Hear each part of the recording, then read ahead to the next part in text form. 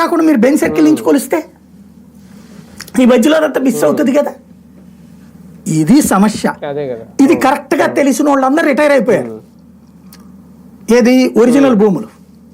ఇది చిన్న ఎగ్జాంపుల్ ఒకటి చెప్తా. అంటే ఈ పాత తరాన్ని మనం వదిలేయడం వల్ల జరిగిన నాశనానికి చిన్న సజీవ సాక్ష్యం. ఒకసారి విజయవాడలో 1 టౌన్ వరదలు వచ్చి మునిగిపోయింది.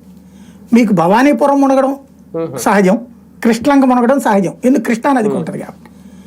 1 టౌన్లో నీళ్ళు ఏంటి చండాలంగా, అది కూడా ఒక పావు వంతు ఇళ్ళ దాకా వచ్చేసినాయి.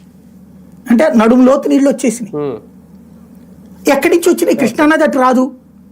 ఎట్లొచ్చింది? నేను అప్పుడు పడవలు వేసుకుని అప్పుడు ఎవరో రత్నబిందుని ఎవరో మేయర్ ఉండేవాళ్ళు, ఆవిడికి చెప్తే అసలు వాళ్ళు నేను వీడియో లైవ్ ఇచ్చేదాకా తెలియదు అక్కడ ఇట్ట వరదలు వచ్చినాయి అని. మామూలుగా ఏ కాలంలో పొంగినప్పుడు మోకాళ్ళ లోతుకి నీళ్లు రావడం ఇట్లాంటి సహజం. కానీ సాంతం ఇళ్లల్లోకి నీళ్ళు వెళ్ళే అంత ఎప్పుడూ రాలేదు. అప్పుడు ఏంటని వెరిఫై చేస్తే లష్కర్లు అంటాం కదా మనం, ఈ ఏది మన కాలవల దగ్గర గేట్లు ఎత్తడానికి లష్కర్ అనే పోస్ట్ ఉంటాయి.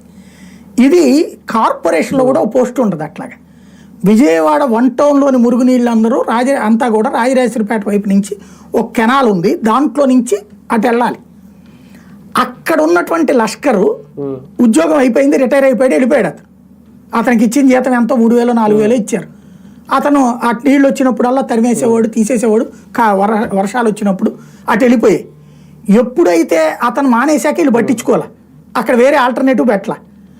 ఆ రోజున మునిగిపోవడానికి కారణం ఏంటంటే గేట్లు ఎత్తాల్సిన టైంలో ఎత్తలేదు కాబట్టి, దాని కారణంగా వర్షం వచ్చింది, మునిగిపోయింది ఏరియా అంతా.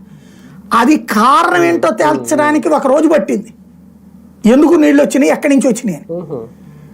రాత్రికి ఎప్పుడో ఆ కన్సర్న్డ్ అధికారి ఎవరో చిన్న ఉద్యోగి